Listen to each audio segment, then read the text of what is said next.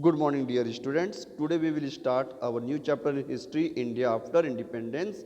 So let's we start this chapter. Introduction. On 26 January 1950, the Constitution of Independent India came into the force and India became the Democratic Republic. Dr. Rajendra Prasad was elected the first president and Dr.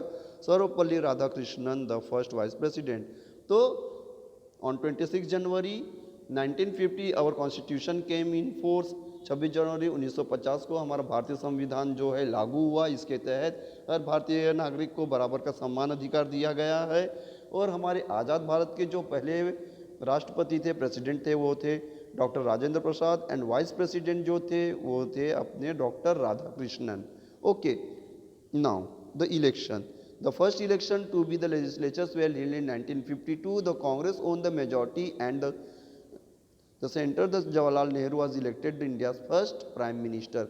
So 1952, it means after the independence, when the first general election held 1952, आज़ाद भारत के बाद 1952 को election हुआ जिसमें Congress party को सबसे ज़्यादा सीटें मिली। इसका मतलब उसके सबसे ज़्यादा रिप्रेजेंटेटिव जीत के आए। इसी कारण कांग्रेस पार्टी से जो थे पंडित जवाहरलाल नेहरू वो पहले प्रधानमंत्री बने। अब हम बात करते हैं इंडियन डेमोक्रेसी की। कुछ यहाँ पे हम बात करेंगे जो हमारे इंडियन डेमोक्रेसी की विशेषताएं हैं, ठीक है, जिसके टॉपिक को मैं एक के बाद एक आपको एक्सप्लेन करते जाऊंगा। I will explain you one by one. Universal adult franchise, secularism, equality before law, towards social equality, division of the power between the centre and the states, official language. So get ready, I will explain this topic now. Adult Francis. One of the most remarkable feature of the Indian democracy is that the from a very beginning the Constitution of India gave the citizen of the country universal adult Francis. It means that the Indian Constitution has given the right to its all the citizen who are 18 years and above to elect its representative, right of voting. तो हमारा जो भारतीय संविधान है, यहाँ के रहने वाले नागरिकों को जो 18 साल और उससे ऊपर के है उन्हें अपना नेता या अपना लीडर चुनने का अधिकार दिया है। किसके द्वारा? बाय वोटिंग, मतलब कि भारत में रहने वाले 18 साल और उससे ऊपर के लोग वोट करके अपने रिप्रेजेंटेटिव को इलेक्ट कर सकते हैं। नेक्स्ट के बाद हम बात करते हैं सर्कुलिज्म. India is the country of a many religion. India's constitution has accepted the secularism as one of its basic principles. India does not have any religion or religion group including Hindu, Muslim, Christian, Sikh, Buddha.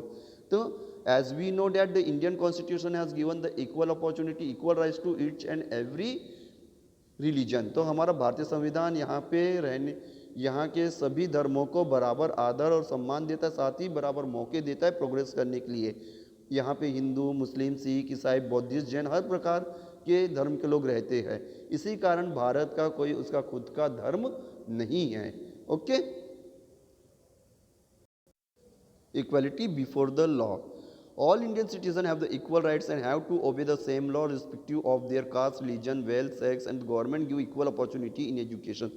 Equality before the law means that every citizen, whether he belong to the any caste, any religion, or whether he is the rich or the poor or the prime minister or the president, all are equal before the law.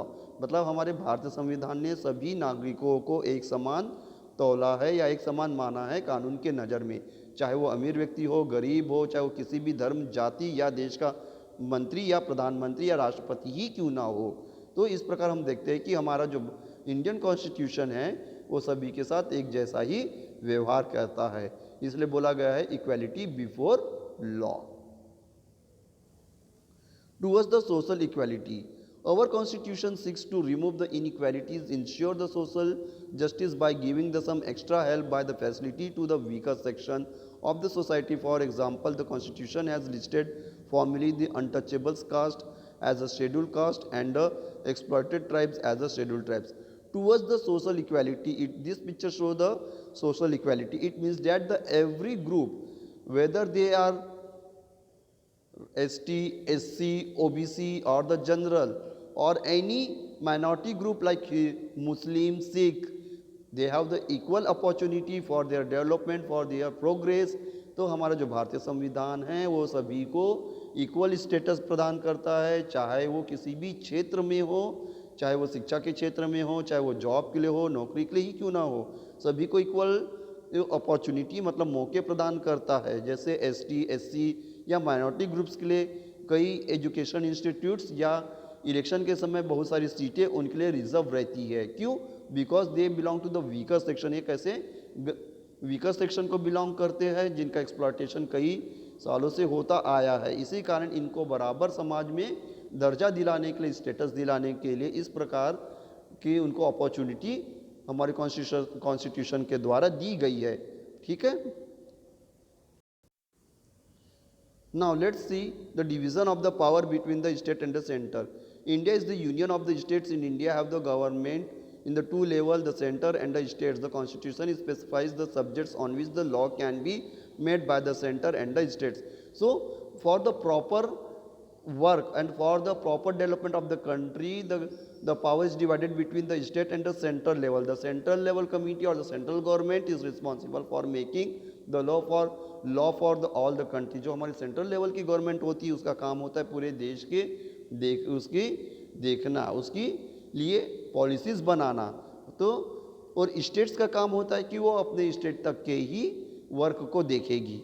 ठीक है। वो central government के काम में interfere नहीं करेगी और ना ही सेंट्रल गवर्नमेंट जो है स्टेट गवर्नमेंट के काम में इंटरफेयर करेगी।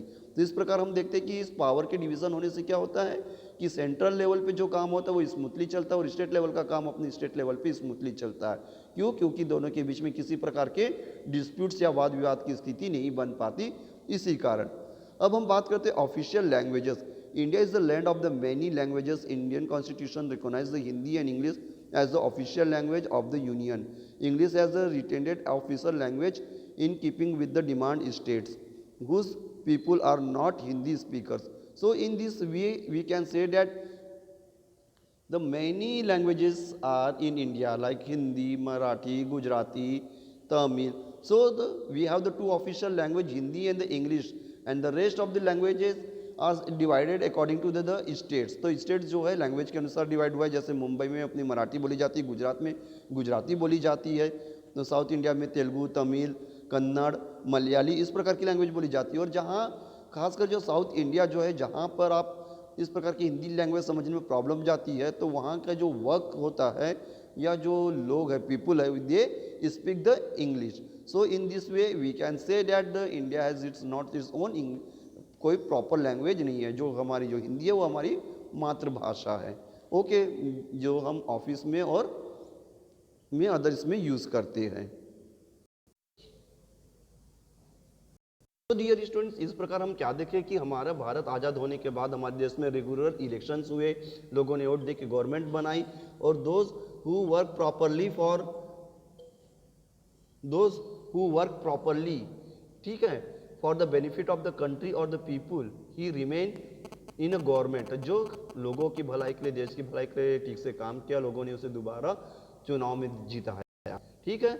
और जो अपने पावर का मिसयूज किए उसे हमने क्या किया, उसे चुनाव में दोबारा से वोट ना देकर दूसरी गवर्नमेंट को फॉर्म किया। ठीक है। तो यहाँ पे हम देखते हैं कि ये जो लेवल है आपके रूरल एरिया में आपका जो होता है वो ग्राम पंचायत होता है। ठीक है। जैसे इसके पहले भी आपने पढ़ा होगा, ग्राम पंचायत जो है वो विलेज लेवल की लोकल सेल्फ गवर्नमेंट है जहाँ पे लोगों की प्रॉब्लम सॉल्व किया जाता है सरपंच और उसके पंच के द्वारा। Failures. Despite the success, the India democracy has its problem. One major problem is the issue of the vast sum of money to win the elections. This has increased the corruption. Another problem is that the some areas dominant caste or the political group. तो देखिए कुछ failures भी हमारे साथ हैं कि जैसे जो at the time of the election the many person try to bribe और they try to influence the voters. तो कई बार ऐसा होता है कि वोटिंग के समय या चुनाव के समय जो बड़े बड़े राजनेता रहते हैं जिनके पास पैसे का पावर रहता है वो वोट को खरीदने की कोशिश करते हैं पैसे के बदले में। ठीक है। और कई जगहों पे ऐसा होता है जहाँ पे कास्टिज्म रहता है, वो क्या करते हैं अपने से लोअर कास्ट वाले को दिए ट्राई टू इन्फ्लुएंस, उनको डरा के धमका के वोट अपने फेवर में करवाने की कोशिश करते हैं। Okay, let's we see about the major problem. After gaining the independence, India faced a number of problems. The communal violence that time of the independence forced the millions of people to cross either the India Though the most of the princely state within the British India has signed the instrument association to join the dominant of the 15th August 1947 the political status Hyderabad, Junagadh and Kashmir. तो हम इस प्रकार देखते हैं कि हमारे पास जो था चुनाव इंडिया के आज़ादी के बाद जो कुछ प्रॉब्लम भी थी उसमें से ये थी कि जो इतने सारे स्टेट्स डिवाइड थे उनको इंडिया में शामिल करना, और ये ऑप्शन दिया गया था those who are interested they can go with the Pakistan and those are not interested they can still remain in India. तो इनके पास ऑप्शन दिया गया था कि जे सरदार पटेल के द्वारा, जो उस समय हमारे आज़ाद भारत के होम मिनिस्टर हुआ करते थे, कि जिन्हें पाकिस्तान के साथ जाना है पाकिस्तान के साथ जाइए, जिन्हें इंडिया में रहना है वो इंडिया में रह सकते हैं। लेकिन अभी भी कुछ स्टेट्स को लेकर हमारे यहाँ कुछ प्रॉब्लम्स हो जाती, जैसे हैदराबाद, जूनागढ़ और Kashmir. Okay, integration and the recognisation of the state. The Maharaja of the Kashmir signed the instrument of the association after the Pakistan invaders entered the Kashmir in October 1947. India then sent the troops to drive out the invader in 1948. तो जो महाराजा थे कश्मीर के हरि सिंह, उस समय जब पाकिस्तान ने गलत तरीके से कश्मीर पर कब्जा करने के लिए अपने सैनिक भेजे, तो उस समय जो महाराजा थे अपने कश्मीर के, उन्होंने इंडिया से अपील की थी और इंडिया ने अपनी सोल्जर्स भेजकर वहाँ से पाकिस्तानी सैनिकों को वहाँ से भगाया था, जो गलत तरीके से कश्मीर में आए थे, ठीक है, कब्जा करने के लिए। अब इसके बाद हम ये देखते हैं कि क्या हुआ, क्या कि इसके बाद कश्मीर के जो महाराजा थे एक ट्रीटी साइन की और उन्होंने तय किया कि जो कश्मीर है वो भारत का एक अंग बनकर ही यहाँ रहेगा।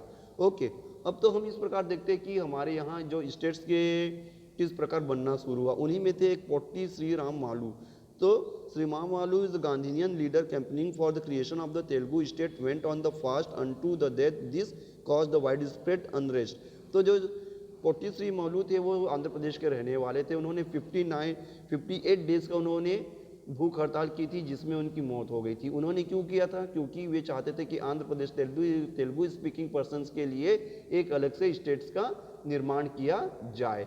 और इसके बाद वहाँ पे बहुत से रॉयट्स हुए, दंगे हुए, जिसके कारण जो हमारी सेंट्रल गवर्नमेंट थी उन्हें आंध्र प्रदेश का निर्माण करना पड़ा। Reorganizations of the states. Soon after the creations of the Andhra, the State Reorganizations Commissions was set up for the refining the boundaries of the Indian states according to the suggestions of new states created in 1956. This include the Assamese, Bengalis, Oriya, Kannada, Malayali, Telugu speaking regions, Hyderabad states, Andhra Pradesh, Bombay. तो इस प्रकार हम देखते हैं कि आंध्र प्रदेश बनने के बाद जो हमारी सेंट्रल लेवल की जो गवर्नमेंट थी उन्होंने एक कमीशन बिठा दिया, जिन्होंने उनका काम था कि वो स्टेट को लैंग्वेज वाइज डिवाइड कर दिया। जैसे बॉम्बे जो था वो मराठी स्पीकिंग पर्सन्स के लिए कर दिया, गुजरात जो था गुजराती स्पीकिंग पर्सन्स के लिए कर दिया, कोलकाता बंगाली पर्सन्स के लिए। इस प्रकार जो है हमारे यहाँ, और जैसे हमारे आज की इसमें अगर हम देखते हैं तो छत्तीसगढ़ जो है मध्य प्रदेश से अलग हुआ, क्योंकि छत्तीसगढ़ में छत्तीसगढ़ी बोली जाती है। उत्तर प्रदेश से अलग होकर उत्तराखंड बना है और बिहार से अलग होकर झारखंड बना है। तो इस प्रकार हम देखते हैं कि हमारे अबाउट 29 स्टेट्स का स्टेट्स है। इसलिए कहा गया है कि हमारा जो इंडिया है यूनियन स्टेट्स है। यूनियन स्टेट्स मतलब कि हमारे यहाँ 29 स्टेट्स है, that's why it is known as the union states. At the time of the independence, the Indian economy suffered from the various problems such as the unequal development in the different region, low agriculture production, food scarcity। तो उस समय देखिए plan develop, तो जब हमारा भारत आज़ाद हुआ था तो उस समय कई सेक्टर में हम पीछे थे, हमारी इकोनॉमी बहुत कम थी, उतनी ग्रोथ नहीं थी। क्यों? Due to the exploitation of the Britishers के एक्सप्लॉयटेशन के कारण। तो उनमें से थे जैसे हमारे एग्रीकल्चर का प्रॉपर इरिगेशन सिस्टम नहीं था, फूड स्केर्सिटी थी। तो इस प्रकार की बहुत सी जो प्रॉब्लम थी हमने फेस की थी। Mixed economy. India has adopted a mixed economy in which there is both the government and the private enterprises in the service sectors, agriculture and industry. Many of these bases, the heavy industry are controlled by the government as they involved in the huge investment and do not always yield the matching profits. तो हम ये क्या देखते हैं कि हमारी जो India की इकोनॉमी है, after independence we have made the many steps to improve the economy of India. हमने आज़ादी के बाद अपने देश की इकोनॉमी की स्थिति को सुधारने के लिए बहुत से स्टेप्स उठाए, जिनमें थी मिक्स्ड इकोनॉमी। मिक्स्ड इकोनॉमी मतलब क्या होता है कि हमारे यहाँ प्राइवेट और गवर्नमेंट दोनों एक साथ मिलकर काम करती है। गवर्नमेंट में हमारे यहाँ बड़ी बड़ी इंडस्ट्रीज है, जैसे सेल हो गया, ठीक है, नैल्को हो गया, बाल्को हो गया, ये गवर्नमेंट के द्वारा चलाई जाती हैं। और कुछ प्राइवेट इंडस्ट्रीज भी है, जैसे टाटा, एसीसी सीमेंट, रिलायंस, जो प्राइवेट सेक्टर्स की कंपनीज है। तो इस प्रकार हम क्या देखते हैं कि हमारे यहाँ प्राइवेट और गवर्नमेंट दोनों प्रकार की कंपनीज है, इसलिए हमारे देश की जो इकोनॉमी है मिक्स्ड इकोनॉमी है। ओके, अब हम बात करते हैं प्लानिंग कमीशन की।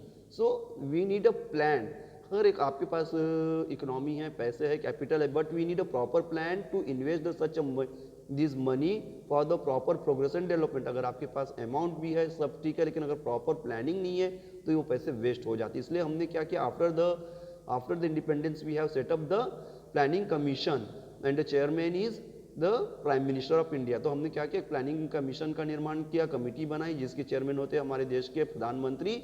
तो जो आज़ाद भारत के प्रधानमंत्री जो थे पंडित जवाहरलाल नेहरू थे, अभी हमारे इसके नरेंद्र मोदी जी। उनका काम क्या रहता है, जो प्लानिंग कमीशन की, वो सरकार के गवर्नमेंट के पैसे को सही तरीके से यूज़ करे। जो हमारे देश का नेचुरल रिसोर्सेज है, जैसे वाटर हो गया, कोल हो गया, गोल्ड हो गया, डायमंड हो गया, कॉपर हो गया, तो इसका सही तरीके से यूज़ किया जाए for the benefits of the country and for the benefits of this people. ठीक है, तो हमारे देश का प्लानिंग कमीशन 1950 को सेटअप किया गया था। This plan was also builds the dams and power plants, improve the irrigation. तो what is the work of the planning commission is give the suggestion to the government to develop the dam, electricity, power plant, railway, road. ये planning commission क्या करता है, study करता है, budget check करता है कि किस ये प्रोजेक्ट पे कितना बजट या कितने रुपए या कैपिटल खर्च होगा, उस हिसाब से गवर्नमेंट को सजेस्ट करता है। It give the suggestion on for the building of the dams, power plant, construction of the roads. तो हम देखते हैं हमारा जो प्लानिंग कमीशन है वो सरकार को कई सारे सेक्टर्स पे अपने सजेशन देता है, जैसे बड़ी बड़ी सड़कें निर्माण में, डैम के कंस्ट्रक्शन में, पावर प्लांट के कंस्ट्रक्शन में। ओके,